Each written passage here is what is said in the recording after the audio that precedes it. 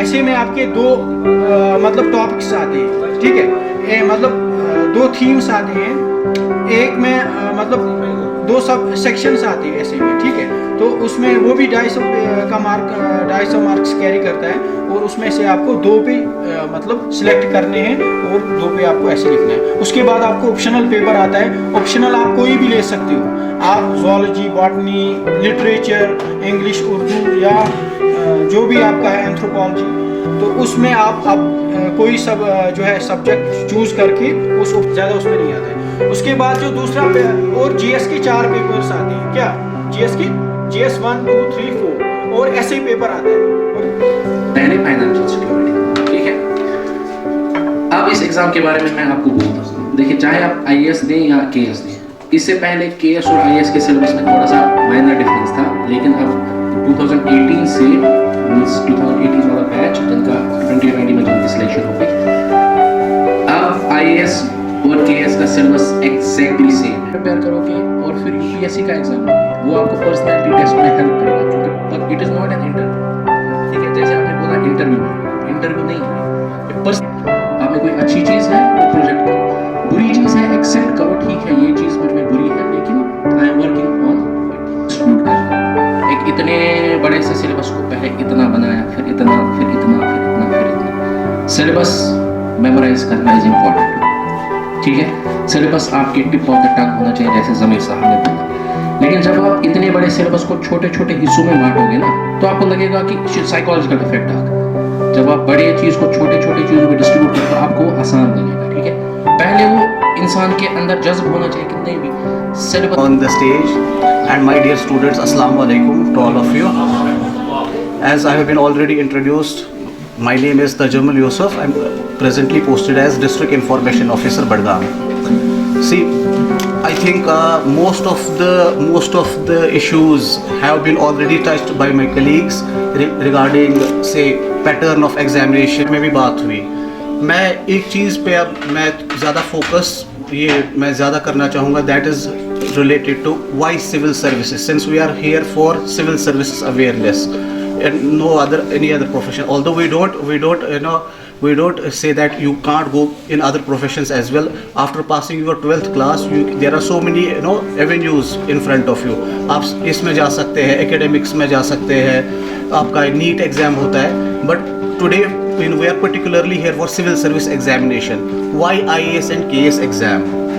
See, हम लोग जो है 12th, उसके बाद ग्रेजुएशन होती है, ग्रेजुएशन के बाद we go for further studies, PG exam, even PhD, we qualify NEET, we qualify NET exam, since NET is an eligibility criteria for assistant professor post. हम ये सब क्यों करते हैं?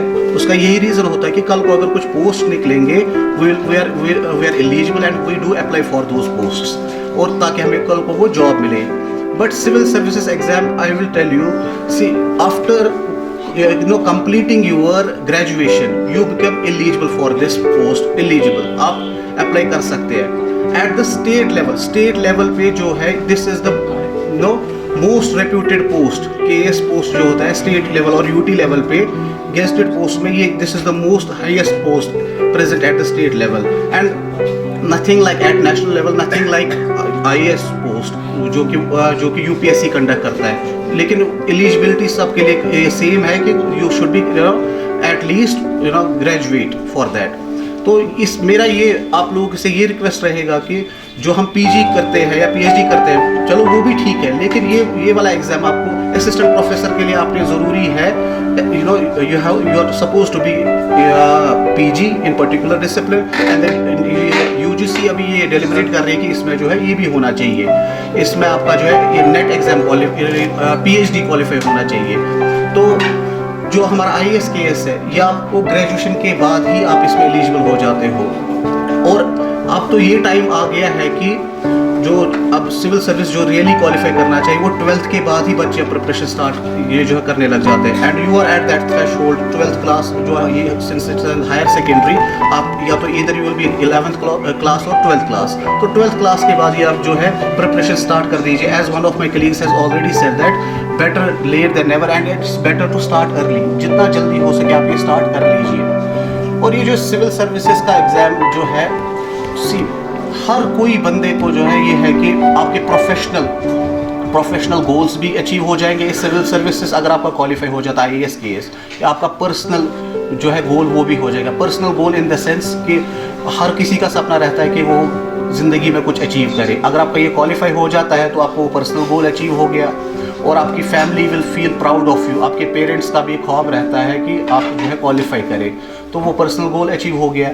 प्रोफेशनल गोल भी हो जाता है achieve that you want to serve the society at the end of the day, society के लिए better. Obviously when you get some salary तो आपने ये जो है सोसाइटी के लिए वो काम करना पड़ेगा। तो professional goal as well as this so called personal goal, both goals will be achieved. लेकिन ये तब तक नहीं होगा जब तक आप सीरियस और डेडिकेटेड नहीं होंगे इस चीज़ के लिए।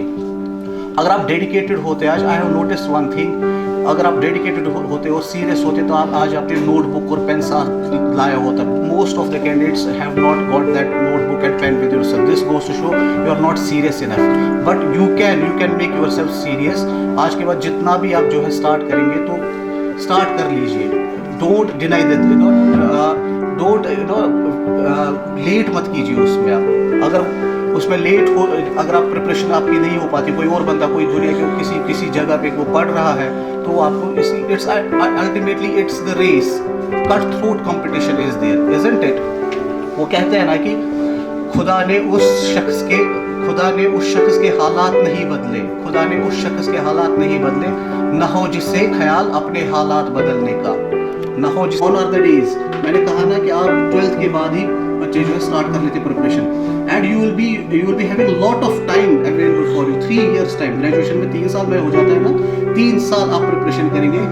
Imagine you can prepare in a much better way rather than जो ग्रेजुएशन के बाद कंप्लीट करते। कुछ लोग आप पीजी के बाद जो है अपेयर होने लग जाते हैं, उन पे सोसाइटल प्रेशर, फैमिली प्रेशर तब बहुत ज़्यादा रहता है। आप पे वो नहीं रहेगा क्योंकि you are still in your graduation days, तो 3 साल का टाइम आप लोगों के पास रहेगा। Yes, exactly. और यंगर एज पे just at the 21 years of age जो एलिजिबिलिटी इसका, मान लीजिए 21 या 22 years में जब आप क्वालिफाई करेंगे KS और IAS एग्जाम, आप कितने रैंक में, हायर रैंक्स में आप कितने चले जाओगे, प्रमोशन एवेन्यूज आप देन आल्सो देयर। तो and most importantly your own that personal that satisfaction वो हो जाएगी that you have achieved, you have qualified this exam. तो ये चीज़ें आप ख्याल रखिएगा कि अपनी जो है प्रिपरेशन करनी है। और उसके बाद जो है I will add certain things regarding answer writing skills. Answer writing skills में so many dimensions have been touched by my colleagues. मैं उसमें थोड़ा सा और ऐड करना चाहूँगा और अपना पर्सनल एक्सपीरियंस भी शेयर करूँगा।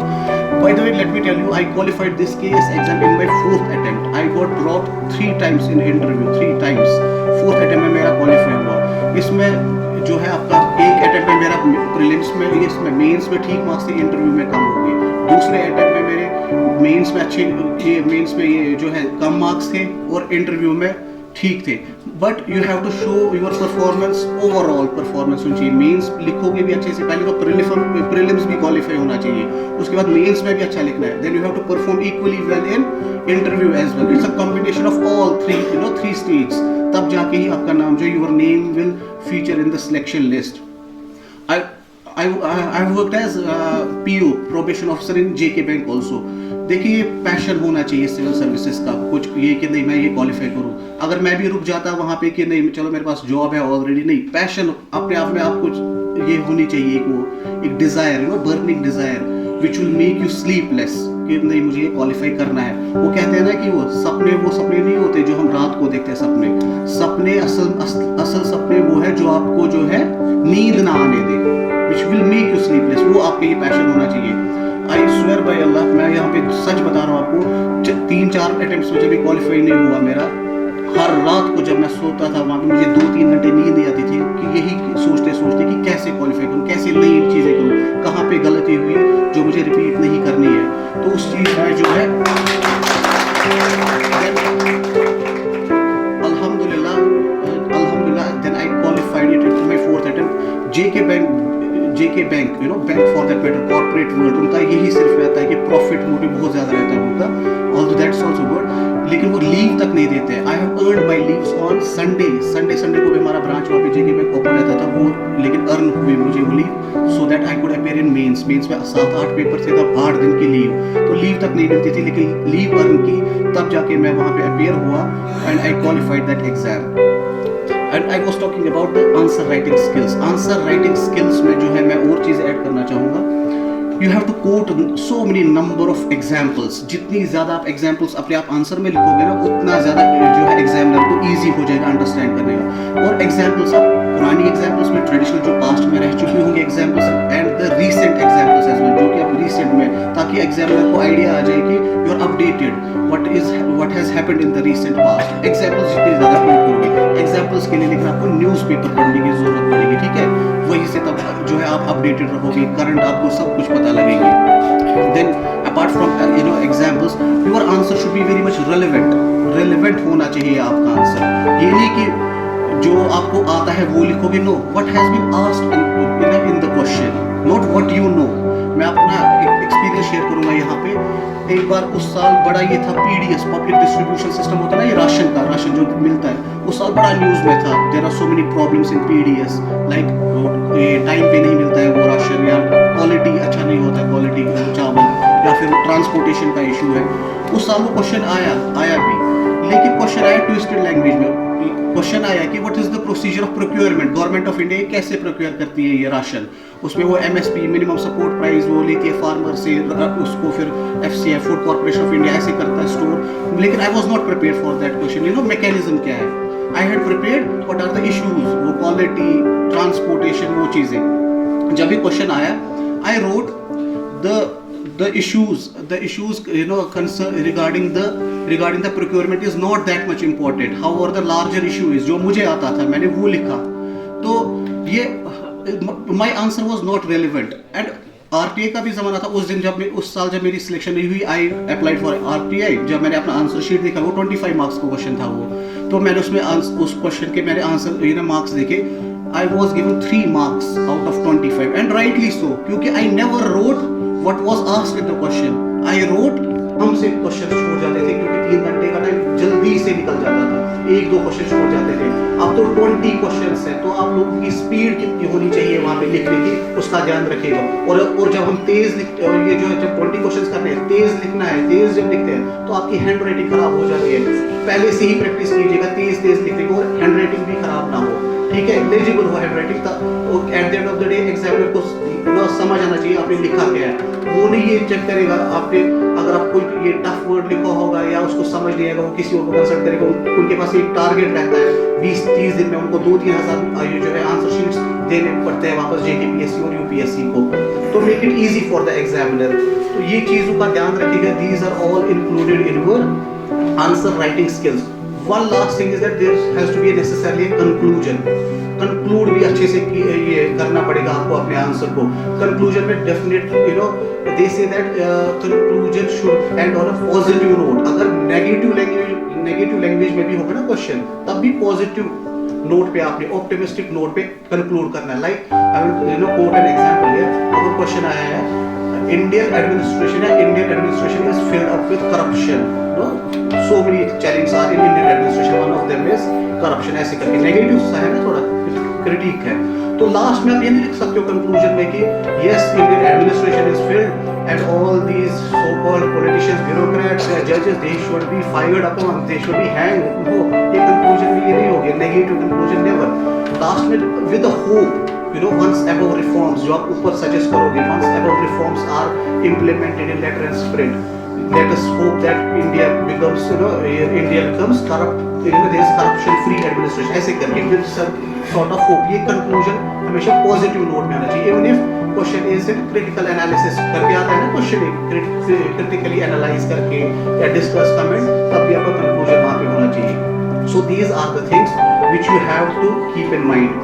देखो मैं एक बात बता, रुक जाते हैं आग अगर लगी हो सीने में, सो पैशन आप में होना चाहिए कि नहीं मुझे ये क्वालिफाई करना है, और definitely you will overcome this challenge, easily हो जाएगा। लेकिन आज से ही लग जाओ इसकी प्रिपरेशन में, you know definitely our wishes are with you. So मैं ये मान के चलूँगा कि इंशाल्लाह you all will start preparation right here, right from today. और यहाँ पे मेरे एक फ्रेंड भी है, वसीम नज़ीर नाम है उनका. He is offering free coaching. He has recently qualified prelims exam. तो ये भी सिविल सर्विस से रिलेटेड थोड़ा एक्सपर्ट है उसको, और इनके एक वो फेसबुक पे भी पढ़ाते हैं बच्चों को free. He is going to offer you this coaching या गाइडेंस जो भी है, आप इनसे जो है कांटेक्ट कीजिएगा. ये यहीं पे रहते हैं, खाग एरिया में ही रहते हैं, तो ये आप उनके साथ जो है कांटेक्ट में आ सकते हैं. ठीक है. I will conclude here. Since most of maybe some of you may be having some query, कुछ doubts हैं, वो हम अभी जो है क्वेश्चन आंसर सेशन उनका भी डाउट जो है वो क्लियर करने की कोशिश करेंगे. ठीक है. Thank you. साहब, ज़मीर साहब, मोहम्मद यूसुफ साहब, स्टूडेंट्स जितने भी यहाँ पे आए हुए हैं, सबको मेरी तरफ से अस्सलाम वालेकुम रहमतुल्लाह. बहुत ही मुश्किल होता है जब when you are given the chance to speak at last, क्योंकि सारी बातें बताई गई, मेरे लिए कुछ नहीं रहा. तो बिफोर कि मैं आप लोगों के साथ कुछ बात करूं, मैं आमिर साहब आमिर आप खड़े हो जाइए. आमिर साहब के लिए आप सब लोग ना जोरदार बैठिए.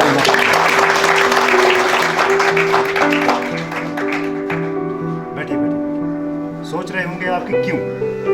ये एक आमिर साहब है जिनकी वजह से यहाँ पे जितने 60-70 लोग भी हम जमा हुए हैं, तो इनकी वजह से. तो ये जो आज का ये प्रोग्राम है, इस प्रोग्राम का जो अगर हम निचोड़ निकालेंगे ना, क्रक्स, तो इस आमिर साहब की एक मैसेज है जिसके इर्द गिर्द ये सारा घूम रहा है, और उसी मैसेज के इर्द गिर्द जिसके बारे में हम बात कर रहे हैं सिविल सर्विस वाला, तो उसमें एक लफ्ज़ मैं आपको बताऊंगा, डेयरिंग, जुर्रत. जुर्रत जब तक इंसान के अंदर ना हो तब तक कुछ नहीं किया जा सकता. जुर्रत जो इसने की है उसकी वजह से है. अच्छा, आप वैसे कोई ये बता सकता है कि लास्ट में मुझे क्यों चांस मिला बात करने का? मैं आप ही से पूछूंगा.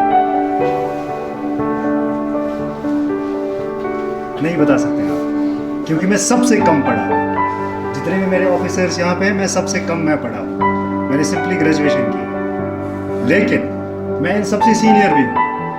मेरा 11th ईयर है इस सर्विस में, और ये प्रोग्राम मेरे डिपार्टमेंट ने ऑर्गेनाइज किया है in collaboration with information department. लेकिन मुझे ये भी हक यहाँ पे है कि इनका भी बेसिकली हक है, मुझे इनको थैंक्स भी बोलना है, क्योंकि मेरी एक रिक्वेस्ट पे इन्होंने अपने बिजी शेड्यूल में से वक्त निकाल के आपके सामने आए, तो अपने जो भी तासुरात हैं या अपने एक्सपीरियंसेस आपके साथ शेयर की. तो आगे हमारा क्वेश्चन आंसर सेशन भी चलेगा, तो उसमें हम बाद में बात कर लेंगे. तो सिविल सर्विस के बारे में जैसे मैंने आपको बता दिया कि it's always tough to be the last speaker, क्योंकि सारी बातें बताई गई तो कुछ रहा नहीं गया. तो लेकिन ये अच्छा भी रहता है एक लास्ट स्पीकर के लिए कि कुछ ज़्यादा बोलना भी नहीं है मुझे. तो फिर भी मैं 2-4 बातें आपको बताऊँगा. अकबर इलाहाबादी का नाम सुना है? हाँ, अकबर इलाहाबादी का शेर है इस सिविल सर्विसेज को लेके, वो मैं आपको बताऊँगा. अकबर इलाहाबादी फरमाते हैं कि शौक़े लैलाए सिविल सर्विस ने मुझ मजनू को, शौक़े लैलाए सिविल सर्विस ने मुझ मजनू को इतना दौड़ाया कि लंगूटी कर दिया पतलून को. ये एक ऐसा एग्जाम है, लेकिन मैं आपको डरा नहीं रहा. और जो मेरे ऑफिसर्स यहाँ पे हैं, जो मेरे कलीग्स यहाँ पे आए थे, जितना इन्होंने आपको यहाँ पे बता दिया, उसके ऊपर भी मैं आपको बता दूं कि आप डरना बिल्कुल भी नहीं, कुछ नहीं है, बिल्कुल कुछ नहीं. जैसे एक ऑफिसर साहब ने यहाँ पे बता दिया, एक एग्ज़ाम है, ये एग्ज़ाम देना है, ठीक है. एग्ज़ाम जैसे आपने 5, 10, 15 एग्ज़ाम अभी तक दिए हैं, कोई 12th में है, किसी ने कोई ग्रेजुएशन में है, कोई 10th में है, ठीक है. जितने एग्ज़ाम आज तक आपने दिए उसका सिलेबस था, वो पढ़ा, एग्ज़ाम में बैठे, क्वालिफाई किया, हो गया, दैट्स इट. उसी तरह ये भी एक एग्ज़ाम, तो डरने की कोई बात नहीं है. कौन कौन गया है रिसेंटली आप में से? गए हैं ना? यही आमिर साहब गए हैं अनंतनाग. जाते जाते एक जगह टोल पोस्ट आता है, टोल प्लाजा अवंतीपुरा में. वहाँ जब आप अपनी गाड़ी में जाएंगे, आपको टैक्स लेंगे. क्या लेंगे? 120 रुपीज़ अनंतनाग जाने का आपको लेंगे. गाड़ी का तेल का खर्चा, अपना बाकी खर्चा, उसके बगैर आपसे 120 रुपया लिया जाएगा. लेकिन जब मैं जाऊंगा, जब इरफान साहब जाएंगे, जब तजम्मुल साहब जाएंगे, हमसे नहीं लेंगे. क्यों नहीं लेंगे हमसे? ये वही है कि हमारे नाम के पीछे वो टैग, हम केएस ऑफिसर्स हैं. ऑफिसर्स की बात अलग है, हम ऑफिसर्स हैं, वो अलग बात है, हमारी सैलरी वो अलग बात है. लेकिन ये कॉमन डिफरेंस है ना, जो आपको नोटिस करनी चाहिए. आप लोग भी तो जा रहे हैं अनंतनाग, मैं भी तो जा रहा हूँ अनंतनाग, मुझसे वो 120 रुपया नहीं ले रहे हैं लेकिन आपसे ले रहे हैं।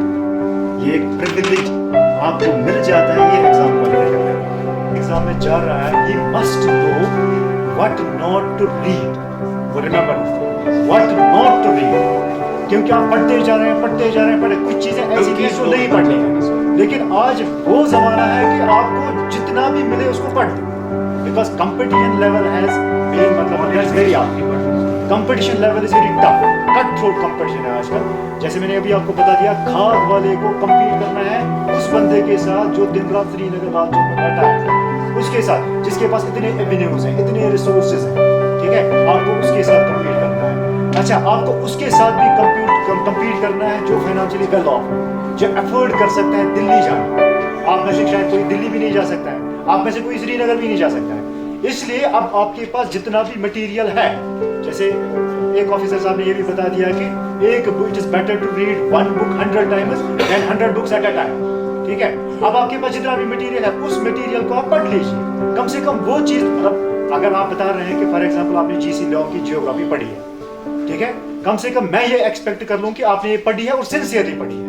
अगर मैं जीसी लियोंग से फिर एक क्वेश्चन आपको पूछूं, आपको आना चाहिए। ऐसा नहीं कि आपने जीसी लियोंग भी पढ़ी, आपने सरिता चौहान भी पढ़ी या कोई और भी पढ़ा, कुछ और भी पढ़ा, वैसा नहीं होना चाहिए। है कि आप ये बताएं कि मेडिकल वाले भी हैं इसमें आ रहे हैं और आर्ट्स वाले भी आ रहे हैं, इंजीनियर वाले भी आ रहे हैं ग्रेजुएशन के बाद, तो मगर लेकिन जो आर्ट्स वाले हैं उनके लिए एनआरसीटी की बुक्स कौन कौन सी अच्छी रहेगी? क्योंकि मेडिकल के हिसाब से उनको तो मेडिकल में उतना वो फोकस नहीं रहता है कि मेडिकल में क्या आ रहा है क्या नहीं आ रहा है, तो आप वहाँ पर क्या क्या सजेस्ट करेंगे? पहला क्वेश्चन मेरा ये है। और दूसरा क्वेश्चन ये है कि पर्सनली मेरा क्वेश्चन है कि इसमें आरबीए की भी पोस्ट निकलती है कि आरबीए के लिए अलग कोटा रहता है, एसटी के लिए अलग कोटा है, पीडब्ल्यूडी के लिए अलग कोटा है, इस पर भी आप थोड़ी सी जानकारी दीजिए। Related to the humanities, arts background itself, be it polity, economy, geography, history, ये सारे subjects तो आपकी humanities में ही आते हैं ना, तो those who are having humanities background उनका तो थोड़ा सा एज भी रहता है।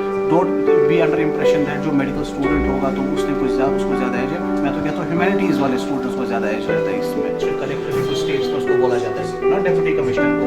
Your aim should be to become district collector rather than information collector।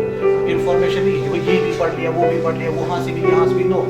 आप जो है डेफिनेटली आपको अपनी नॉलेज बेस बढ़ानी है। नॉलेज बेस बढ़ाने के लिए आपको तो पढ़ना ही पढ़ना है, हिस्ट्री, ज्योग्राफी, पॉलिटी, इकोनॉमी, वो चीज़। लेकिन जो रेलिवेंट है, रेलिवेंट जो है, what not to read, what not to study is more important. बहुत सारी there is an information overload in this particular area, particularly social media as.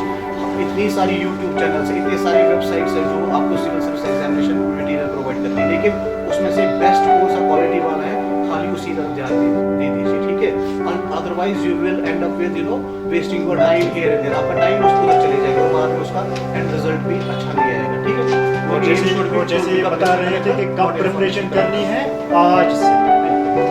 The secret of getting ahead is getting started। Start ले लीजिए आज नहीं। अगर आपके बच्चे भी 8th 9th में ही यही तो पूछा जाता है प्रीलिम्स में, आपकी जो एनसीईआरटी है 8th 9th 10th क्लास में आपको पॉलिटी, हिस्ट्री, ज्योग्राफी ये अच्छे से पढ़िए, बना लीजिए, स्ट्रांग अभी से ही बनिए, ठीक है। सिलेबस इनको आज से ही बिल्कुल आज से ही माइंड में रखिए, अपनी नॉलेज बेस बढ़ाइए इसमें। कुछ ना सही अभी आप छोटे हैं, previous year paper, current affairs आप syllabus timing, syllabus current paper लाइए, उससे पता चलेगा आपको कि क्या पढ़ना है। Science related question, national health policy क्या है, ये हर किसी को गाइडलाइन इफेक्ट करता है। जैसे कोविड, मैंने आपको बाद में एक ये बोला था एप्लीकेशन विजन आईएएस, उसमें एक एड्स के आज हम यहाँ पे गवर्नमेंट हायर सेकेंडरी खाद इंस्टीट्यूट में, एजुकेशनल इंस्टीट्यूट में आए थे। हमारा एम एंड ऑब्जेक्टिव आज के प्रोग्राम का ये था कि हम बच्चों को जो है सिविल सर्विस अवेयरनेस जो है वो हम इम्पार्ट करें। इसमें हमने बच्चों को इसमें हमने जो है बच्चों को समझाया, सिखाया, गाइड किया कि सिविल सर्विस एग्जामिनेशंस को कैसे क्रैक किया जा सकता है and what is the strategy जो उनको फॉलो करनी चाहिए, dos and don'ts related to civil service examination, वो भी जो है हमने आज बच्चों को बताया। We are very much thankful to the principal government higher secondary खाब who provided us this space and along with me we had AD assistant director employment and other colleagues from district administration जो हम आज इधर आए थे। बच्चों को हमने जो है इसमें हमारा ऑब्जेक्टिव मेन था कि बच्चों को मोटिवेट करें ताकि वो हम सिविल सर्विस एग्ज़ाम में अप्लाई करें, अपीयर हो और अच्छे से प्रिपेयर होके जाए। बहुत सारी ऑलरेडी जो है यूट्यूब चैनल्स है या फिर जो पोर्टल्स है सिविल सर्विस से रिलेटेड, एग्जामिनेशन से रिलेटेड, जिनका ये एग्जामिनेशन मटेरियल आ जाता है, those civil service aspirants can get the information from that those portals also. लेकिन ये चीज़ का ध्यान रखें कि since this is an information overload area, बहुत ज़्यादा information available है. What not to study, what not to read is now more important as compared to what to study and what to read. तो अच्छी high quality के जो है बहुत सारे अवेलेबल है वहाँ पे, वहाँ से भी वो गाइडेंस ले सकते हैं. Besides all of the civil aspirants can come to assistant director employment Budgam, वो काउंसलिंग सेंटर है हमारा वहाँ पे. As district information officer our office is also available round the clock. वो कभी भी हमारे ऑफिस आ सकते हैं, हम उनको जो है काउंसलिंग जो है इससे सिविल सर्विस से रिलेटेड दे सकते हैं. मेरा नहीं ख्याल है कि पेरेंटल प्रेशर कभी भी ये रहता है. जनरली स्पीकिंग पेरेंट्स तो हमेशा हर वक्त मोटिवेट ही करते हैं. Biggest motivator are the parents themselves. वो तो हमेशा बच्चों को ये चाहते हैं कि वो जो अपने पैरों पे खड़े हो जाए. Not necessarily in government job, वो चाहे प्राइवेट ही जॉब क्यों ना करे, पेरेंट्स तो हमेशा मोटिवेट करते हैं. लेकिन हाँ, कुछ हो सकता है ऐसे पेरेंट्स जो प्रेशराइज करते हो, उनके लिए मेरा ये मैसेज रहेगा कि don't pressurize your children. Each and every this boy or girl, they are equally talented in one sphere or other, in one way or other. तो उनकी कैपेबिलिटीज़ पे भरोसा रखिए. they will definitely crack any kind of exam. बस उनको support कीजिए, यही मेरी मैसेज रहेगी.